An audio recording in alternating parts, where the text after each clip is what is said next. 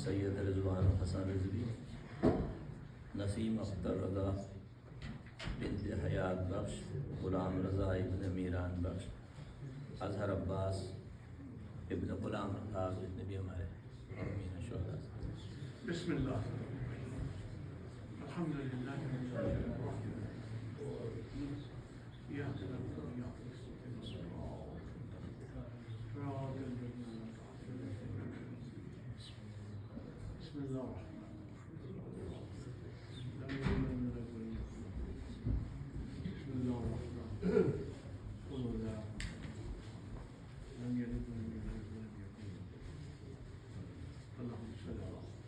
اعوذ باللہ السمیع العلیم من الشیطان اللعین الرجیم.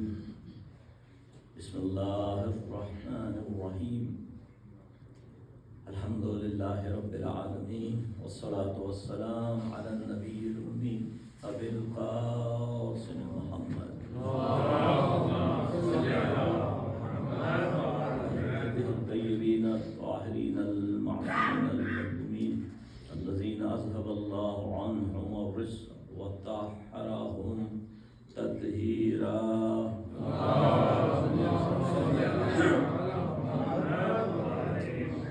اما بعد فقال اللہ سبحانہ وتعالی فی محکم کتاب الحکیم: یا ایھا الناس ان وعد اللہ حق فلا تغرنکم حیاۃ الدنیا ولا یغرنکم باللہ الغرور. صلوات.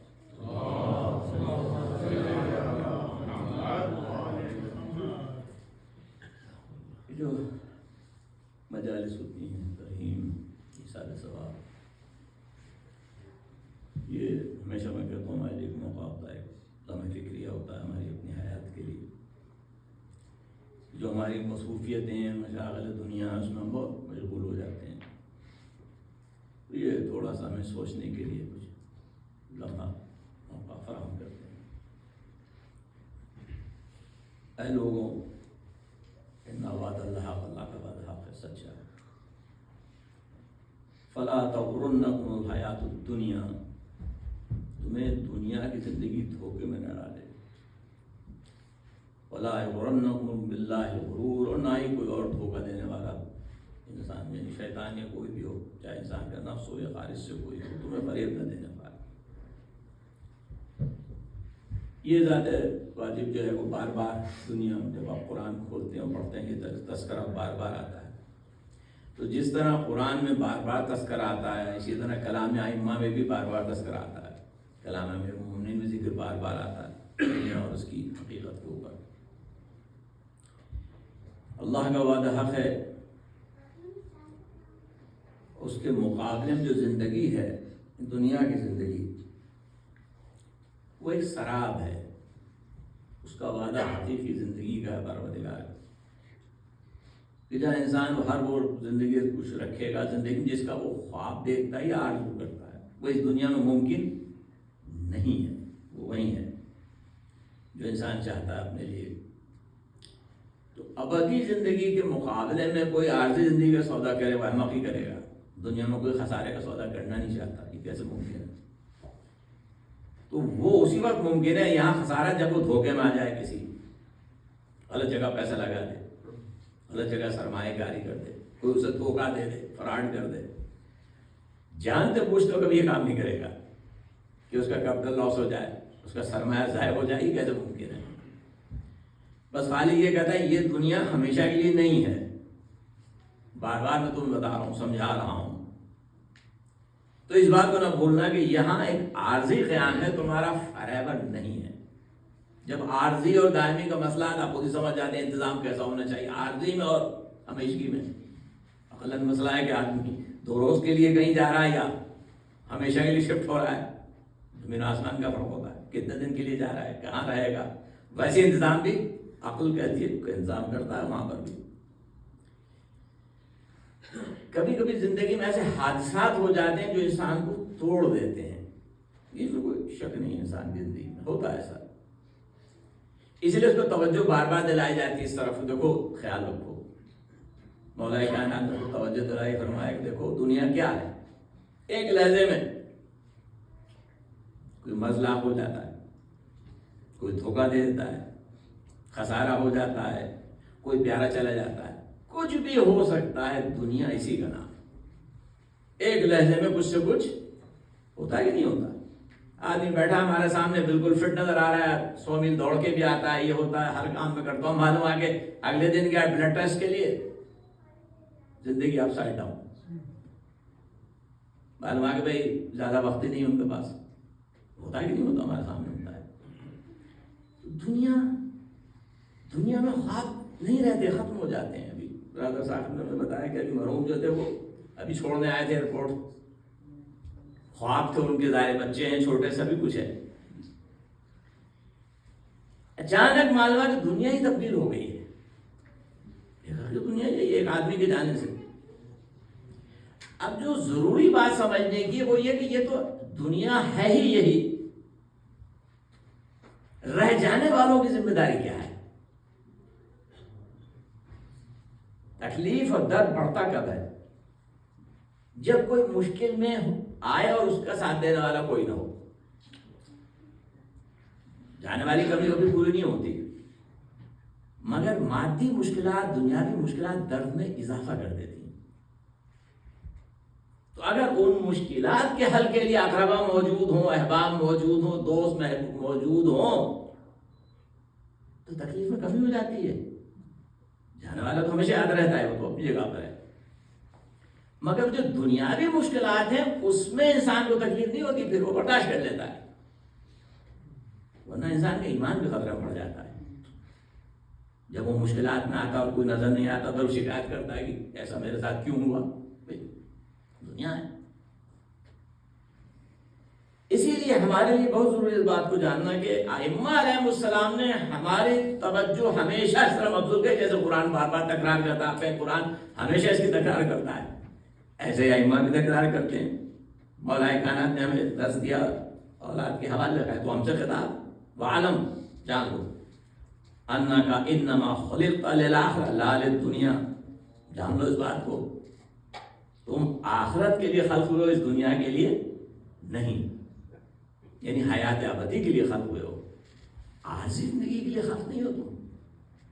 یہ جو قرآن بھی یہی بار بار دہراتا ہے، اہل بیت بھی یہی کہتے ہیں، ائمہ یہی کہہ رہے ہیں، مولا یہی کہہ رہے ہیں، جان دو اس بات۔ اب یہ خالی اپنے بیٹے سے نہیں کہہ رہے ہیں، یہ ساری بیٹے ہی ہیں جو قیامت تک کے لیے جن کو انسان خطاب کر رہے ہیں، مولا بات یاد رکھو، آپ دنیا کے لیے خلق نہیں ہوئے، آپ آخرت، یعنی آپ خلق میں حیات ابدی کے لیے جو ملنے والی ہے، تو جب وہ ملے گی تو اس کے لیے کوئی مقصد بھی تو طے کیا ہوگا نا۔ تو اس عارضی زندگی کا ایک مقصد ہے، ظاہر بات ہے، اس عارضی زندگی سے اس زندگی کو بنانا ہے، اس زندگی سے اس زندگی کی عمارت کو تعمیر کرنا ہے۔ کوئی بھی انسان جو پھٹے پرانے شکستہ عمارت میں نہیں جانا چاہے گا جب تک وہ تعمیر نہ ہو جائے، جب اس کو رہنا ہے وہاں پر، تو خرابے میں کون رہے گا جب تک وہ تیار نہ ہو جائے، تو کوئی بھی نہیں جانا چاہے گا۔ اب جو انسان یہ نہیں بنا پاتا اس کو پریشانی ہوتی ہے کہ اس نے بلڈنگ تو تیار نہیں اور یہ مالک مکان نے نکال باہر کیا مجھے، تو لیز نہیں بڑھاتے، اب تم جاؤ، اور وہ عمارت ہم نے تعمیر نہیں کی ابھی تک، ہوتی نا پریشانی۔ کسے پریشانی ہوگی؟ جس نے عمارت تعمیر نہیں کی ابھی تک اپنی، اور لیز بھی ختم نہیں، ہم نہیں بڑھاتے لیز اپنی، اب آپ جائیے، لیٹر آ گیا، چلیے بھائی خالی کریں آپ، تو اس کو پریشانی ہوگی کہ نہیں؟ زندگی یہی ہے، وہاں جانے کی انہیں پریشانی ہوتی ہے جنہوں نے وہاں کا انتظام نہیں کیا، اور جس نے وہاں کا انتظام کر لیا پھر اسے پرواہ نہیں ہوتی موت کی، کسی حالت میں آ جائے کیسے ہوگا، تو میرے تو عام آدمی، مجھے تیار نہیں، مجھے کوئی مسئلہ نہیں ہے کہ وہاں کیا ہوگا، اس لیے کہ میں تیاری کر چکا ہوں۔ تو ائمہ امام توجہ دلاتے بھائی دیکھو، آپ اس دنیا کے لیے خلق نہیں ہوئے، وہاں کے لیے خلق ہوئے، اور وہاں کے جانے کا تعلق ہے اس بات سے کہ آپ مقصد کو پورا کریں جس کے لیے خلق ہوئے۔ جیسے قرآن کی بار بار آپ آیت سنتے ہیں، اللہ لیعبدوا، ہم نے سے اطاعت کے لیے پیدا کیا، ان اللہ کی اطاعت، یہ عبادت یعنی بندگی، یعنی اطاعت، جنہوں نے دونوں کو ہم نے اسی لیے بنایا ہے، صرف اس لیے ہماری اطاعت کریں، یعنی دنیا میں رہتے ہوئے آخرت کی تیاری کیا ہے؟ اطاعت پروردگار، کیونکہ آخرت میں حل کیا ہے۔ اب دنیا میں آپ کیا کریں؟ دوڑ، کس بات کی دوڑ ہونی چاہیے دنیا میں؟ آپ کی بہت سامنے کی بات ہے، کس بات کی دوڑ ہونی چاہیے؟ ریٹ ریس، ہر چیز خریدنی ہے، چاہنا ہے، یہ چاہنا ہے، وہ چاہنا۔ قرآن کہتا ہے فاستبقوا الخیرات، نیکیوں میں آگے بڑھو، اس میں سبقت کرو، کار خیر میں دوڑو، اس میں اضافہ کرو، کیونکہ یہ وہاں وہ کام آئے گا کار خیر جو ہم چھوڑ جائیں گے یہ ہمارے کام نہیں آئے گا، جو بھیج دیں گے وہی کام آئے گا، جو چھوڑیں گے تو اللہ کے کام آئے گا، ہمارے وہ کام آئے گا جو ہم نے خود بھیجا ہے اپنے لیے، ان کی مرضی جو چاہے کریں، بعد میں آپ کے لیے کچھ کریں یا نہ کریں، اور جو انسان خود اپنے لیے کچھ نہ کرے اسی کے لیے دوسرا کوئی کیوں کرے گا؟ عقل کی بات ہے، جو خود اپنے خیال نہ ہو اسے کوئی اس کو دوسرے کیوں خیال کریں گے؟ اس کو سوچنا بھی نہیں چاہیے کہ میں خود کچھ نہیں کرا دوسرے کرتے جبکہ میں نے کچھ نہیں کیا، یہ تو خود خیال والی بات ہے نا، کیسے ہوگا؟ تو قرآن کہتا ہے نیکیوں میں سبقت کرو، اس میں پہل گئی، اس میں آگے بڑھو۔ تو اللہ کا جو وعدہ ہے وہ یہی ہے کہ یہ دنیا دھوکے کی جگہ سے کیا مراد ہے؟ تو جیسا بھی میں نے مثال دی، دھوکا ہے، دنیا الا متاع الغرور۔ ایک آدمی معلوم ساری زندگی دوڑ رہا ہے، بلین ڈالر ہو گیا، بلین اور کہلانے لگا، ابھی آپ کے سامنے گزرے، ایک سیکنڈ میں مرض ڈائگنوز ہوا، ساری دنیا اس کا حال کی دولت آج بھی موجود اس کی بلینوں میں، لیکن اس کے کام نہیں آئی، اس خود اقرار کیا کہ میرے کام نہیں آئے، اگر میں کسی کو آفر بھی کر دوں ساری دولت کا اپنی اور وہ راضی بھی ہو جائے تب بھی یہ ممکن نہیں کہ میرا مرض لے لے، یہ ممکن نہیں، اقرار کرنا پڑا آپ کے سامنے، اقرار کرنا پڑا کہ اگر میں آفر بھی کروں ساری دنیا جو مجھے خود نہیں معلوم کتنی دولت ہے میرے پاس، ہمیشہ ملٹیپلائی ہوتی ہے، لیکن اگر کوئی راضی بھی ہو جائے کہ مرض کو لے لے تو وہ لے نہیں سکتا، یعنی موت ٹلنے والی نہیں۔ ابن آدم نے یہی سر جھکایا کہ ورنہ ابن آدم کے اندر فرعون بیٹھا رہتا ہے، اللہ خود کہتا ہے، حدیث کہتی ہے یہاں جہاں اس کے ابن آدم کو سر جھکانا پڑتا ہے، یہاں اس کا چارہ نہیں چلتا، اسے کوئی بچا نہیں سکتا، اتنی ایڈوانس ٹیکنالوجی ہو جائے، علاج ہو جائے، دریا کچھ کر لیں آپ، بالآخر وہ ملک الموت کو آنا ہے اور وہ آئے گا۔ تو یہ حیات دنیا دھوکہ سے کیا مراد یہی ہے کہ آپ نے پتہ نہیں کتنے پلان بنائے تھے، ایک سیکنڈ میں سب ختم ہو، ایک سیکنڈ میں سب برباد ہو، حالانکہ دولت بھی ہے سب کچھ ہے مگر انسان نہیں کم حاصل کر پاتا، فیل ہو جاتا ہے، ناکام ہو جاتا ہے۔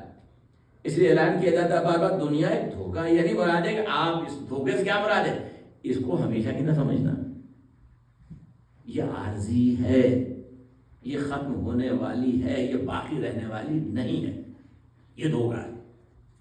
جو باقی رہنے والی وہ ہے جو جس کا ہم نے وعدہ کیا ہے تم سے، اور وہ ہے بعد الموت، وہ یہاں نہیں ہے۔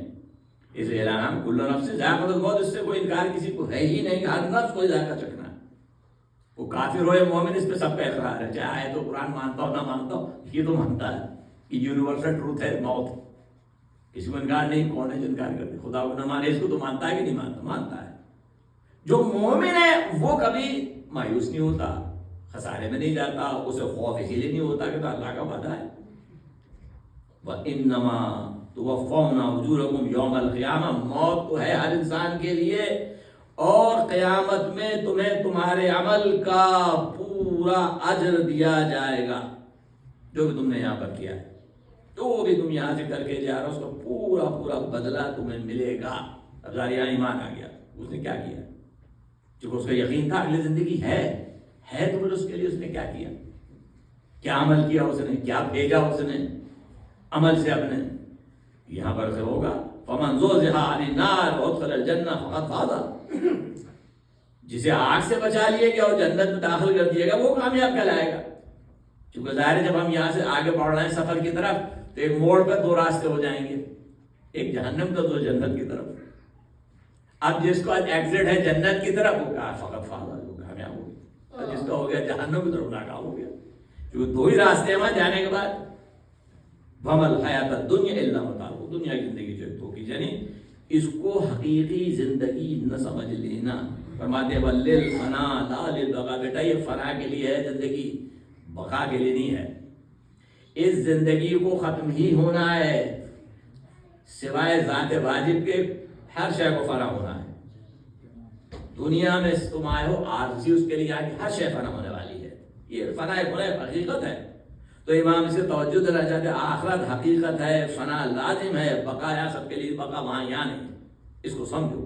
بس اس کو سمجھنے ہی سے آپ کے اعمال میں تبدیلی آئے گی، وَلِلْمَوْتِ وَلَا لِلْحَيَاةِ، ہم تمہیں موت کے لیے پیدا کیا گیا ہے، زندگی کے لیے نہیں پیدا کیا، یعنی یہاں پر ہمیشہ کی زندگی نہیں ہے، موت کے لیے خلق، یعنی جو پیدا ہوتا ہے موت اس کے لیے ہے، اسے مرنا ہے، جو بھی یہاں خلق ہوتا ہے اس کے بالآخر موت ہے اس کے لیے۔ خالق اعلان کر رہا ہے اس کے بعد امام یہی فرماتے وہ مرنے کے لیے خلق کیے گئے ہو، فارغ جو ہے کوئی نہیں ہے، سب کو یہاں سے جانا ہی ہے۔ تو یہ بار بار اس کا تذکرے سے مراد یہ کہ جب آپ کا ایمان اگر اس پر ہے تو آپ کے اعمال اس کے مطابق ہوں گے۔ جس کو اس پہ ایمان ہے اس کو زندگی دوسری ہوگی اس کی نا، جس کی ایمان ہی نہیں، اب تک جس کی زندگی ہے اس کا تو فرق ہوگا۔ اس لیے فرماتے ہیں مولا وَأَنَّكَ فِي مَنزِلِ قُلْعَى وَدَارِ بُلْغَى وَطَرِيقٍ إِلَى الْآخِرَةِ، تم ایک ایسی جگہ پر ہو، تمہاری رہائش ہے جہاں سے تمہیں جانا ہی جانا ہے، یعنی انبیاء رہنے کے لیے نہیں ہے تمہاری جگہ، یہاں سے صرف روزی لینی ہے، کمانا ہے، حاصل کرنا ہے، ایک ایسے راستے پر ہو جس کو جو جا رہا ہے آخرت کی طرف، تمہیں لے جا رہا ہے کہاں؟ آخرت کی طرف۔ تو یہ جگہ تیاری کا گھر ہے، یہ گزرگاہ ہے آخرت کی طرف جانے کے لیے۔ اب جو آدمی اگر اس کو جانتا ہے، اس کا ایمان اگر اسی پر ہے تو اس کے مطابق ویسے ہی کام کرے گا۔ کہتے ہیں گزرگاہ ہے، ایک پل ہے جس کو کراس کرنا ہے، مجھے سامان لے کے آگے بڑھ جانا ہے، مجھے اس کا یقین ہے، تو یقین ہے تو کیا کرے گا؟ ویسے ہی وہ عمل بھی کرے گا، ظاہری بات ہے، اور وہ یہاں سے تیاری کرے گا اس سفر کے لیے جو طے شدہ ہے کہ سفر ہے۔ ہر انسان حالت سفر میں کوئی شبہ نہیں ہے، تو اس کے لیے کچھ ہمارے پاس ہونا چاہیے۔ قرآن نے کہا وَمَا أَنفَقْتُم مِّن شَيْءٍ فَهُوَ يُخْلِفُهُ وَهُوَ خَيْرُ الرَّازِقِينَ، جو کچھ اس کی راہ میں خرچ کرو گے اس کا بدلہ تمہیں بہرحال عطا کیا جائے گا، ملے گا۔ وہ بے دین رزق دینے والا ہے، بے دین عطا کرنے والا ہے، یعنی وہاں کے لیے سفر کے لیے آپ کو بالآخر چاہیے اور وہ آپ کو اپنے ساتھ لے کے جانا ہے۔ اب ظاہر سامان سے مراد وہ نہیں جو ہم یہاں باندھ لیتے ہیں، یقیناً وہ نہیں ہے مراد، جو وہ کہتا ہے اعمال صالح، وہاں جانے کے لیے ہم کو چاہیے ایمان باللہ، جو وہاں کا ذات رہا ہے، وہاں کے لیے ہم کو یقین باللہ چاہیے، انسان کو اس کا ایمان ہونا چاہیے، ایمان کے مطابق اس کے اعمال ہونے چاہیے، اعمال اسی عقیدے کے مطابق ہونے چاہیے جو اس کا عقیدہ ہے، یعنی جو عقیدہ صحیح ہے اگر اس کو اعمال صالح کہا جاتا ہے، جو مطابق خدا کی رضا کے ہو وہ عمل صالح ہے، جو مطابق پروردگار ہے۔ تو انسان کے لیے ضروری ہے کہ وہاں کے ذات راہ میں ایمان، اولین شرط ایمان ہونا، مومن ہونا، کوئی ایمان ہی نہیں تو پھر وہ ذات راہ، اس لیے عمل صالح اسی کو کہا جاتا ہے اسلامک ٹرم میں کہ جو مطابق خدا کے حکم ہو۔ باقی تو سب اچھے کام کہہ سکتے ہیں، یہ بھی اچھا، آپ نے اس کی مدد کی، سب اچھا ہے، لیکن عمل صالح جب کہا جاتا ہے وہ اس کے مطابق ہو، اس کے رضا کے مطابق ہو، جس کو اس نے عمل صالح قرار دیا ہے، چاہے اس کی پہلی شرط ایمان ہے، ایمان تو ظاہری بات ہے دنیا کے لیے آخرت کے لیے نہیں ہے۔ تو اب یہ جو موت پر ہمارا ایمان ہے اور ہونا چاہیے ہر مومن کے، اسی لیے مجالس جو ہوتی ہیں، ذکر جو ہوتا ہے، اس کا ایک ہی مقصد ہوتا ہے کہ انسان کو وہ بیدار کرے، غفلت سے جگا دے، کیونکہ ہمارے جیسا انسان ہمارے درمیان سے اٹھ جاتا ہے، پھر ہمیں ایک لمحے کے لیے سوچنا ہی پڑتا ہے نا کہ یہ کیا کیسے ہو گیا، ابھی سب کچھ تھا، سب کچھ دنیا تبدیل ہو گئی، کیا ہو گیا، ہمارے سامنے کی باتیں ہیں نا، اور ہوتی ہیں، بلکہ بعض بہت بڑی تکلیف دہ چیزیں بعد میں ہو جاتی ہیں زندگی میں کسی کے جانے سے۔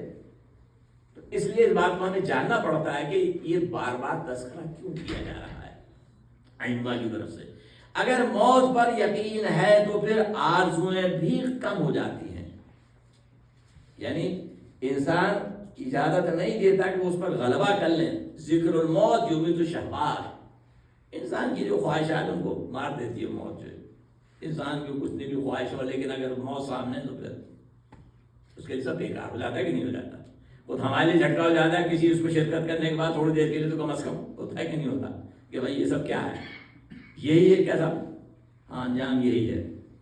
جب قبرستان جاتے ہیں وہ کچھ یاد آ جاتا ہے، یہ سب کل ہمارے درمیان تھے یہ لوگ، اب یہ ان کے مکانات ہیں، یہیں ہیں، یہیں سے اٹھنا ہے، ان کو کہیں اور نہیں جانا، یہی منزل ہے ہر ایک کی۔ تو موت کیا کرتی ہے؟ خواہشات کو مار دیتی ہے، یعنی مردہ کر دیتی ہے وہ خواہشات جو معصیت الہی کی طرف جاتی ہے کے لیے، اس لیے اس کے لیے آمادہ رہنا چاہیے۔ مولا پیغمبر بھی ارشاد فرماتے ہیں استعد للموت قبل نزول الموت، موت کے آنے سے پہلے موت کی تیاری کرو، آمادہ کر لو اپنے آپ کو۔ ظاہر ہے جب اس بات کا مطلب یہ ہے کہ انسان اس حالت میں نہ جائے کہ جب وہ گناہ گار ہو، کیونکہ انسان ظاہر بات ہے انسان ہے، انسان کے اندر غفلت بھی ہوتی ہے، اور اس پر جگانے کے لیے ساری گفتگو کی جاتی ہے کسی نے پوچھ لیا مولا کائنات سے یہ تیاری کیسے ہو موت کی، کیا مطلب ہے اس کا؟ فرمایا ادا الفرائض واجتناب المحارم واجتماع المکارم. بڑی تیاری ہے کہ فرائض جتنے اس کو انسان انجام دے. اس معلوم ہے قرآن حدیث کے ہمارے پتہ ہم کو احکام میں اپنے دین میں کیا کیا واجب ہے ہماری زندگی کے اندر، وہ چاہے حقوق سے تعلق ہو یا اللہ کے حقوق یا بندوں کے حقوق، یہ سب واجبات میں ہمارے آتے ہیں معلوم ہے آپ. محارم حرام چیزوں سے بچنا، جس نے اس کو حرام قرار دیا ہے وہ انسان اپنے اور اپنا اخلاق و کردار اعلیٰ جائے اس کو تیار کرے اپنے زندگی کے اندر اپنی جو ہے کہ یہ تین بنیادی باتیں ہیں. اب اس کے بعد چاہے موت تم پہ آ پڑے یا تم موت پہ جا پڑو، فرق نہیں. یعنی اگر انسان آمادہ ہے، اس تمام ہتھیاروں سے لیس ہے کہ سارے واجبات کو بجا لاتا ہے اور سارے جو محرمات اس سے بچتا ہے اور اخلاقی اعتبار سے بہت اعلیٰ ہے، تو یہی تیاری ہے. اس کے علاوہ تیاری نہیں. اب اس حالت میں موت جیسے بھی آ جائے کوئی فرق نہیں. یعنی کسی وقت بھی آ سکتی ہے موت کو، پوچھ کے تو نہیں آتی نا. اس میں 100 سال کا مسئلہ ہے نا چند سال کا مسئلہ ہے، کسی لہجے کا بھی انسان کے لیے مسئلہ نہیں ہے. اس لیے فرماتے ہیں کہ بس انسان یہی مراد ہے انسان کی آبادی کی. حضرت توجہ دلاتے ہیں مولا کائنات ہماری طرف اور فرماتے ہیں کہ انکا ترید الموت التی لا ینجو منہا ہاربا. اور دیکھو موت کا تم یقیناً شکار ہو جس سے فرار ہونے والا بچ نہیں سکتا. یعنی موت تمہارے پیچھا کر رہی ہے، اس سے کوئی شخص کتنا بھاگنا چاہے اس سے بھاگ نہیں سکتا. فرار کی کوئی گنجائش نہیں ہے اس انسان کے لیے. موت اس کے پیچھے بلا بدھا نہ مدرکو، یہ بالکل یقینی ہے کہ موت اسے ضرور پالے گی. یعنی انسان کے لیے کوئی صورت نہیں ہے فرار. فرماتے موت سے کوئی فرار ہے ہی نہیں، ممکن ہی نہیں ہے. شکار جو ہے وہ شکاری شکار کے پیچھے ہے اور بلاخر شکاری جی کامیاب ہو جاتا ہے، اسے پکڑ لیتا ہے. تو شکاری کتنا بھاگے گا شکار اس سے؟ وہ کہتا ہے یہ موت کے لیے جو ملک الموت ہے اس کا شکار انسان ہے، کتنا بھاگے گا؟ یعنی اس کے لیے کوئی گنجائش نہیں ہے. موت کسی نہ کسی وقت جب بھی اس کا وقت ہے اسے شکار کر لے گی. یعنی انسان کے لیے موت مسٹ ہے جسے کہنا چاہیے، اس کو کوئی گنجائش نہیں ہے. اب انسان کو جب یہ طے ہو گیا کہ یہ تو ہونا ہے، اب مولا توجہ دلانا چاہتے ہیں تو بھائی کس حالت میں ہو.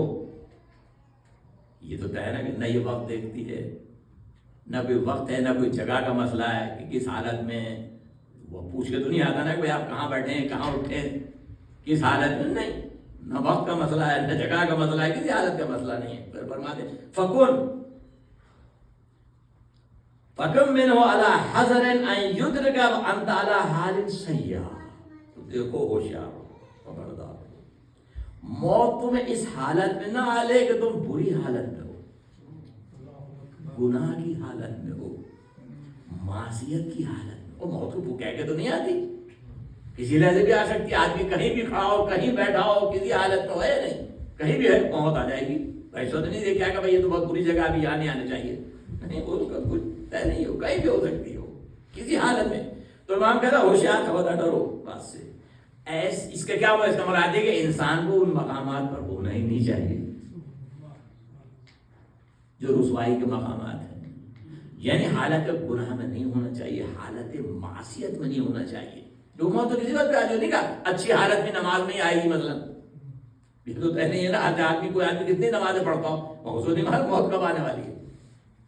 تو اس کو خیال رکھنا ہے کہ کسی ایسی حالت میں کبھی ہو ہی نہیں کہ اگر موت آئے تو اس کے لیے مسئلہ ہوگی کس حالت میں آ گئی، کیونکہ موت کو بتا کے تو نہیں آتی. اب ہمیں توجہ دلائی جاتی ہے، اسی لیے جو گفتگو ہوتی ہے حضرت ائمہ علیہ السلام کی، یہ خود دلیل ہوتی ہے کہ ان کا کلام آواز دیتا ہے کہ یہ امام الکلام ہے. اور جب امام پہ کلام ہے تو وہ خود امام خود ہوتا ہے. کلام جتنے بھی کلام ہیں یہ بتا دیں یہ ہیں امام، اس لیے کہ ان کا کام ہی یہ انسان کی ہدایت. کسی بادشاہ کا کلام ملے گا آپ کو ایسا نہیں، جو وہ دنیا کے لیے آئے تھے. وہ خود دنیا میں، جو دنیا میں خود ملبس ہو وہ کیا درس دے گا آپ کو؟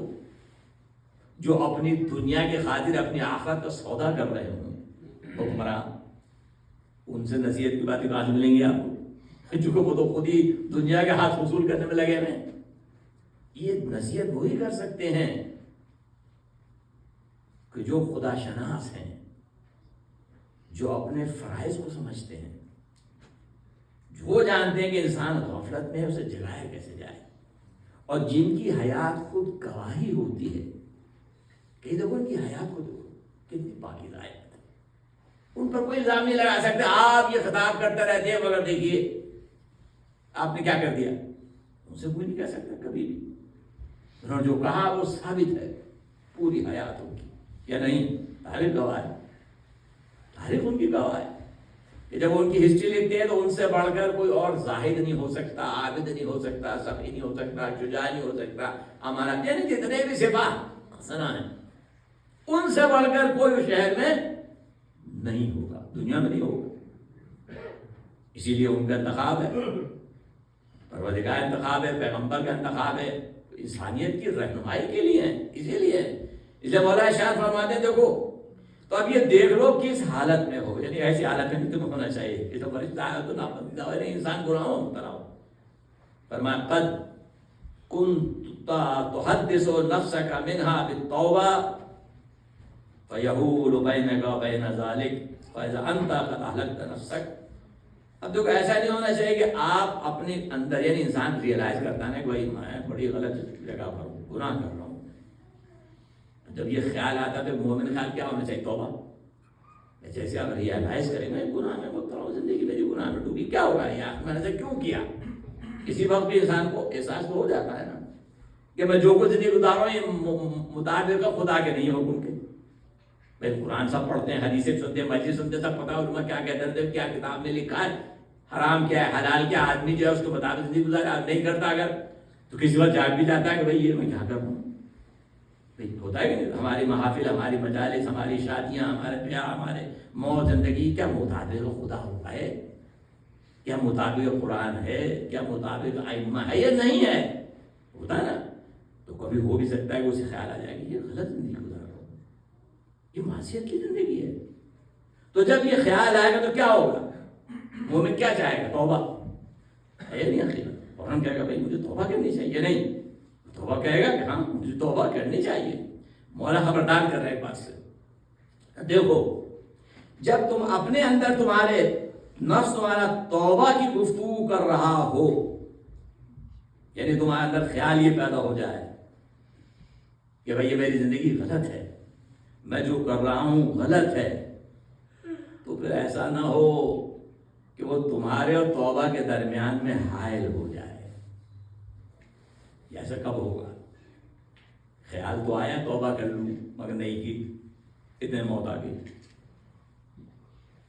خیال آیا، احساس تو ہوا اندر کہ بھائی مجھے توبہ کرنی چاہیے، لیکن چونکہ میں نے تاخیر میں ڈال دیا اسے. اگر خیال آتے ہی مجھے کیا کرنا چاہیے تھا؟ اور عمل کرنا چاہیے تھا. امام کہہ رہے ہیں جب احساس ہو گیا اندر، تمہارے اندر موجود ہے، بات نفس کے اندر ہے، نفس متوجہ کر رہا ہے، تمہیں احساس ہے کہ ہاں بھائی یہ گڑبڑ ہے، ہماری زندگی صحیح نہیں ہے، تو اس کے فوراً کیا ہونا چاہیے؟ رب کی طرف رجوع اللہ. اگر نہیں کیا تو معلوم الموت آ گئے اسی وقت. یعنی آپ توبہ کو تاخیر میں ڈال لیں اور ملگا میں چلے، آپ سوچتے رہیے پہلے آپ وہاں چلے، ہو گیا کام ختم. یعنی فرمایا گیا کون حائل ہو جائے گا بیچ میں؟ موت.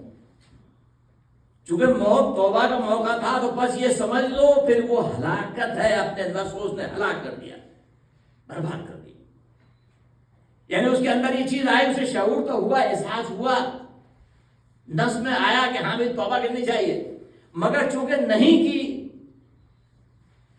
ٹال مٹول میں پڑ گیا نفس. جس کا دنیا اسی کا نام ہے نا دھوکہ. آج کر لیں گے، کل کر لیں گے، یا اس نے جوال چومنا کر دیا گناہوں کے اپنے. یہ مجبوری، وہ مجبوری، یہ مجبوری. بندوں کو ہم مجبوری سمجھا سکتے ہیں، اللہ کو تو نہیں سمجھا سکتے. وہ تو حال اندر سے واقف ہے، اس سے کوئی زبان کا اردو تو نہیں چلے گا نا. ہمارے سے آپس میں ہم کر لیں گے دوسرے، یہ مجبوری وہ مجبوری، لیکن وہ تو دل کے حال سے واقف ہے، وہ تو اندر سے واقف ہے. وہ تو حائل ہے انسان کے سوچنے کے بیچ میں بھی. جب انسان سوچتا ہے اس سے پہلے اسے پتا ہے کیا سوچے گا. یہ خدا سوچنے سے پہلے جانتا ہے بندہ کیا سوچنے والا ہے یا نہیں. وہ تو جانتا ہے، قرآن اعلان کر رہا ہے اس بات کو، بندہ تو جانتا ہے. خدا جانتا ہے بندے کو اپنے. بس اگر یہ احساس ہو جائے کہ گناہ ہوا ہے تو اسے فوراً توبہ کرنی چاہیے. کیونکہ اگر اس نے تاخیر کی ہو سکتا ہے ملک الموت آ جائے اور اس کو یہ موقع ہی ہاتھ سے چلا جائے. یعنی جو اس نے موقع سے اپنے فائدہ نہیں اٹھایا.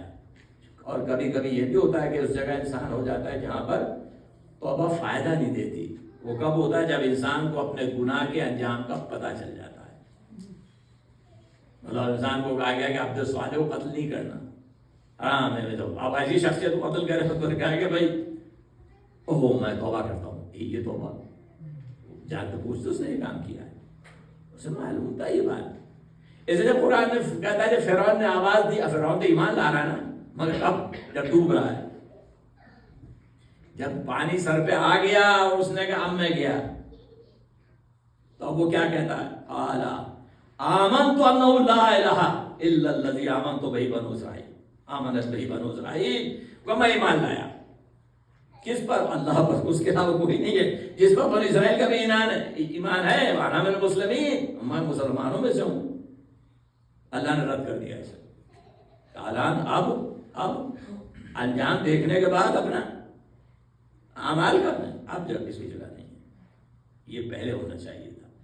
یعنی مراد یہ کہ جب بھی انسان کو موقع یہ آئے، لحظہ زندگی میں آئے کہ زندگی غلط گزر رہی ہے، اسی وقت رجوع اللہ کرے. کیونکہ کیا پتا کہ وقت ملے نہ ملے، کیا پتا موت حائل ہو جائے، فرشتہ دروازے کھڑا ہو جائے، تو پھر انسان کو تو اختیار نہیں، تو اس کو کوئی بھگا نہیں سکتا اپنے در سے. تو یہ توجہ امام دلانا چاہتے ہیں، اور اس کے لیے فرماتے ہیں یا بنیا اکثر من ذکر الموت، کثرت سے موت کو یاد کیا کرو. ذرا ہم سے خراب ہے ذکر ما تحجم علیہ و تقصی وقت الموت الیہ. چونکہ یہ موت کا دیکھیے مسئلہ بہت واضح ہے کہ یہ تو اچانک وارد ہوتی ہے نا، اسی توجہ ہے. اور یاد رکھے جانا کہاں انسان کو بعد موت کیا ہونے والا ہے. جیسے انسان بہت سی چیزوں کے بارے میں سوچتا ہے نا، تو یہ بھی سوچے موت کے بعد کیا ہے. بھائی جو خدا کا یقین ہے اس کو تو موت کچھ نہیں نہ، مر گیا ختم ہو گیا. اس سے ایک مومن کا تو مسئلہ نہیں. مومن پتا ہے موت حق ہے، مگر موت کے بعد جو ہے وہ بھی حق ہے جو موت کے بعد ہونا ہے. تو یہ جو کثرت سے یعنی یاد، یعنی جیسے اب ہم ذکر کر رہے ہیں سب یاد کرنا ہے موت کو. کوئی چلا جاتا ہے موت کو یاد کرتے، ظاہر بات ہے. تو یہ جو موت کو یاد کرنا ہے، فرماتے ہیں کثرت سے یاد کیا کرو موت کو. یعنی جب آپ موت کو یاد کریں گے تو پھر وہ ہمارے پروگرام کو ذرا کنٹرول کر دیتی ہے. ہمیں کہہ دیتی ہے بھائی آپ کس خوش فہمی میں ہیں. وہ کہتے ہیں سامان 100 برس کے عقل کی خبر نہیں. تو کہتے بھائی اسی حساب سے، یعنی مراد کام معصیت کا نہیں ہونا چاہیے، ہر کام حلال ہونا چاہیے. ایک لحظے کی زندگی کے لیے آخرت کو اپنی برباد. ہمارے سامنے ہمارا معاشرہ پڑا ہوا، آپ کے سامنے ہمارا معاشرہ ہے، فاسق و فاجر و فاسق سب ہو چکا ہے. حرام کا تصور ہی ختم ہو گیا. مال حرام کا کھا رہے ہیں، پتا ہے کہ یہ حرام ہے، یہ حق ہی نہیں جو ہم کھا رہے ہیں، بیٹھے ہوئے آرام سے کھا رہے ہیں. یہ کیسے ہوگا؟ یہ ان ملاؤں بھی ایسے ہوا جنہوں نے سب کو جنت میں پہنچا دیا. اب مقصود ایسے کہنا پڑتا ہے ہماری جو بات، جنہوں نے سب کو جنت پہنچا دی. اب کسی میں دم نہیں گئے بھائی یہ تمہارے سامنے سب بیٹھے ہیں حرام کا کھا رہے ہیں، ان کو یہ ان کی تو حکومت میں ان کو جو پیسہ مل رہا ہے. مثال دے دوں، الیکشن جیتا نہیں ہے، مزہ اڑا رہا ہے. دنیا کا خود بھی گواہ ہو کہ میں نہیں جیتا. اب اس کا رزق کیا ہو؟ سب حرام. اس کو پتا ہے کہ میں نہیں جیتا، اس کو خود معلوم ہے نہیں جیتا، تو اس کے رزق حرام. اس کا جو کھا رہا ہے وہ بھی سب حرام. اتنے گھر والے جو اس پتا میں نہیں جیتا، تو جتنے اٹھا رہا ہے فائدے سب حرام اس کے لیے. اب بھائی کوئی کہے تو جا کے یہ کس کا قانونی کام ہے جس کا کام موازہ کرنا ہے، یہ نہیں منی کام نہ کہے بھائی سب آپ حرام کر رہے ہیں. اور جو اہل حق ہیں وہ کہتے ہیں، جو اہل حق ہیں وہ کہتے ہیں کہ یہ حرام ہے جو آپ کر رہے ہیں، آپ کا کھانا پینا سب حرام ہے، جو آپ حرام لے رہے ہیں پیسہ، جو آپ کو پتا ہے کہ میں نہیں جیتا، یہ جتنا بھی ہم فائدہ اٹھا رہا ہوں سب حرام ہے. یہ تو ایک میں نے مثال دی جو وہ آج کل آپ کے سامنے ہے. اور حرام کے کتنے دروازے کھلے، انسان آرام سے بیٹھا ہوا. ایک جملہ آگے سے کر دوں آپ سے، خواتین کی بھی ذمہ داری ہے گھر میں. یاد رکھیں میری بہنیں، یہ نہیں ہو سکتا آپ عیش کریں گھر میں حرام پر. آپ کو پتا ہسبینڈ حرام لے کے آ رہا ہے، ظلم کر کے لا رہا ہے، آپ ذمہ دار ہے برابر کی شریک ہو اس میں. ماں اور بیوی اور سب کے سب، جن کو پتا میرا باپ حرام لے کر آ رہا ہے، میرا باپ ظلم کر کے لوگوں پہ لے کر وہ حرام کھا رہے ہیں، سب ان کو پتا کہ حرام ہے.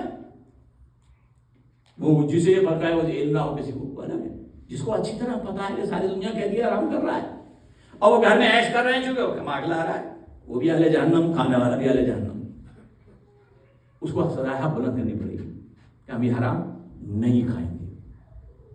بغیر حق کے ادائیگی کیے ہوئے جنت کیسے مل جائے گی؟ یہ جنت ہم نے گھر کے سنتے ہیں، مجھے غصہ بھی آتا ہے ایسی بات ہے، وہ جنت گھر کی کھیتی بنا دی، ہر ایک دین کو بابا تم نے بھی وہی کیا تو دوسروں نے کیا ہے اپنے مذہب کے ساتھ. نبی آخر کی امت یہ کریں کہ دوسروں نے کیا، انہوں نے تو اپنے برباد کے لیے دین کا برباد ہو گیا. سارے جنتی ہم نے جنت کو بھیج دیا.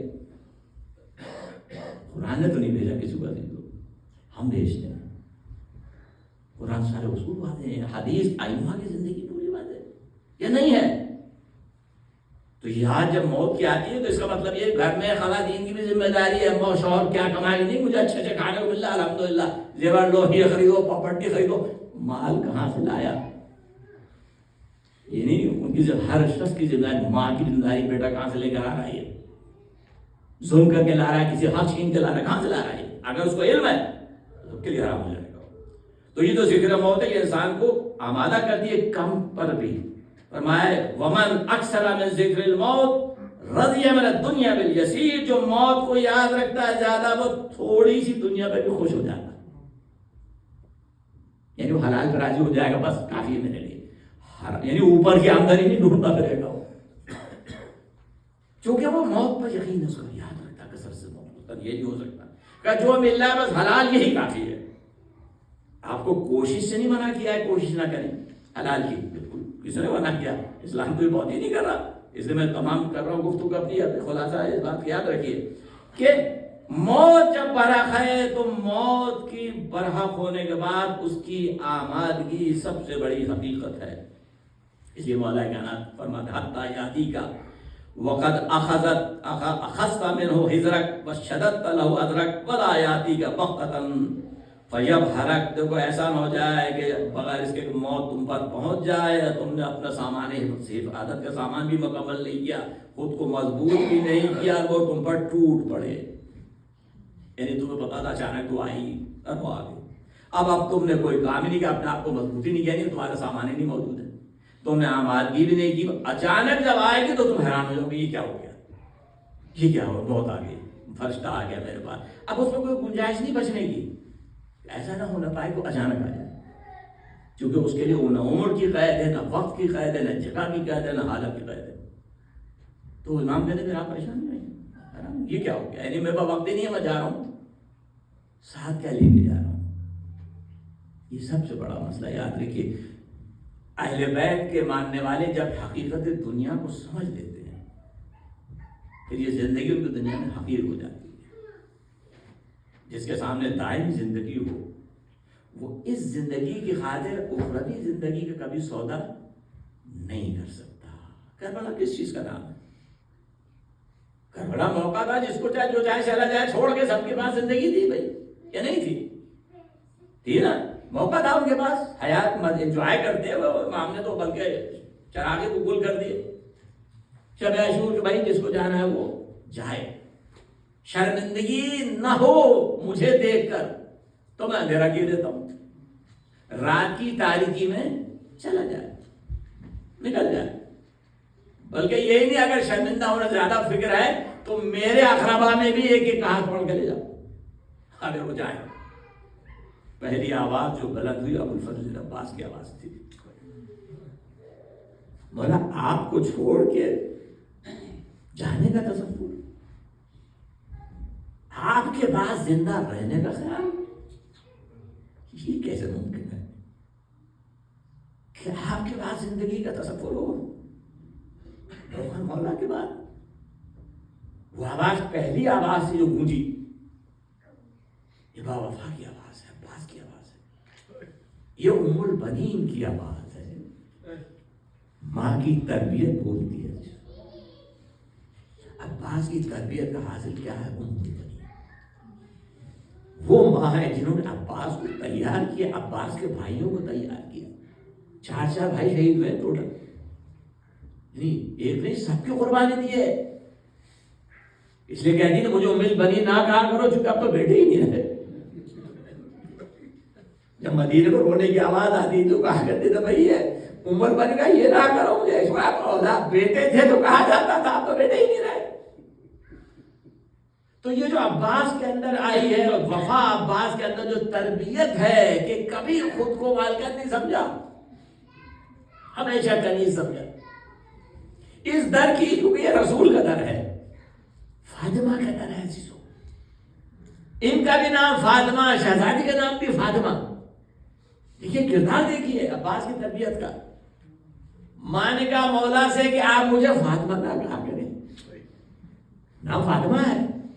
کیوں؟ اس لیے کہ آپ کے مجھے فاطمہ کہنے سے ان بچوں کو اپنی ماں یاد آ جاتی ہے. یہ جو احساس ہے نا ایسے پالا ہے. ہمیشہ غلام کہا تم انہیں اپنا آقا سمجھو. وہ جو تربیت ہے وہ ہمیں نظر آتی ہے کربلا کے. یہ وہ ابو الفضل عباس ہے جن کی شجاعت ہمارے بنی ہاشم ہے, ہر ایک کو پتا ہے اس بات کا. اور مولا کے تو ظاہر ہے کہ آگے آگے ہمیشہ کھڑے دفاع کے لیے. اور اگر کوئی شب عاشور یاد دلائے خالی سوچ کے کہ عباس سے یہ کہیں کہ آپ مراد علی ہیں اس دن کے لیے, تو کہیں بس کل ہونے دو. یعنی دیکھا نا ہمیں شجاعت حیدری کو کل. یہ اور بات ہے ہمیں تاریخ میں عباس کی لڑائی نہیں ملی, کیونکہ ہمیشہ جب بھی آتے تھے مولا کہتے تھے آپ تو علمدار ہیں.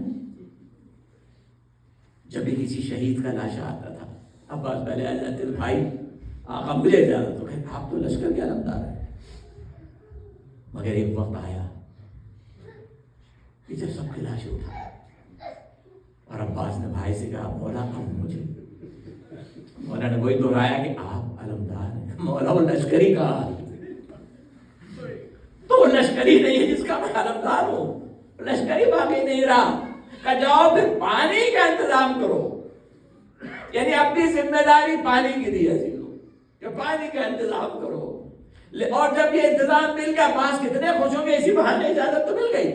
بس فوراً دوڑے جا کے بچوں سے جاؤ مشکیزہ لے کر آؤ, علم لے کر آؤ. معلوم ہے کہ بچے اب کتنا خوش ہیں سوچیے آپ ذرا. ایک ہنگامہ بن گیا کیونکہ عباس اب پانی کو آنا ہی ہے. مگر جیسی آواز بیویوں کے کان میں آئی طالب کہتے بس فوراً کا اندر بلاؤ. عباس آ گئے کہ بھائی 18 جماعتیں کرنی. جب بابا نے کہا تھا ان بازوں میں رسی باندھی جائے گی, اب وہ وقت آ گیا. اب وہ وقت آ گیا کہ آپ بھی جا رہے ہیں. اب یقیناً بازوں میں رسی باندھی جائے, ہمیں بازاروں میں پھرایا جائے گا. عزیز آدان تو نہیں ہے نکلنا خیمے سے عباس کا.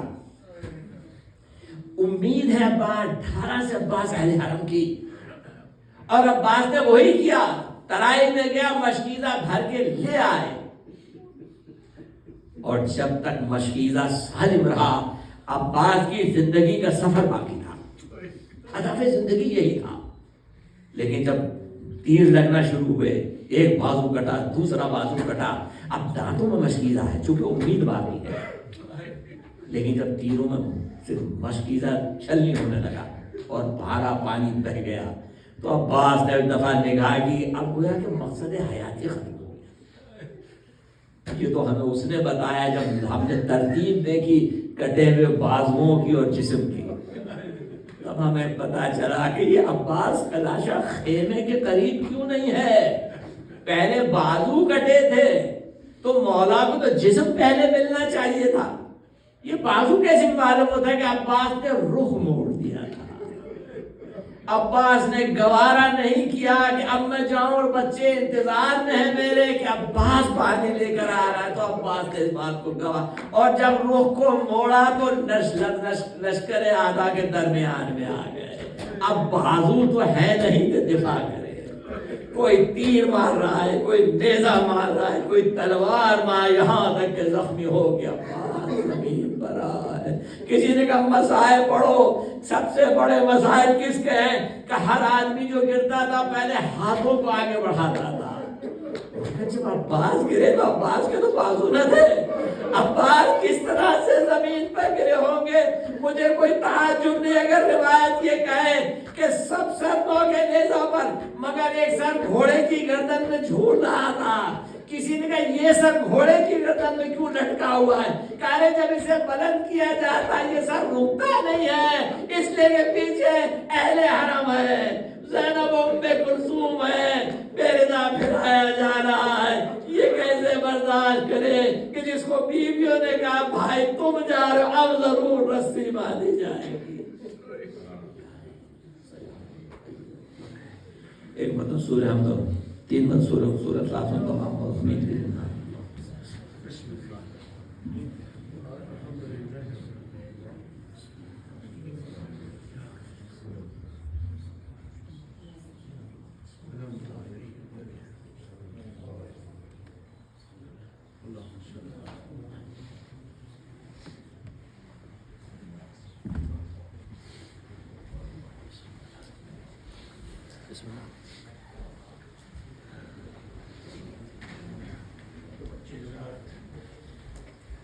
السلام علیکم رسول اللہ، السلام علیکم نبی اللہ، السلام علیکم حجت اللہ.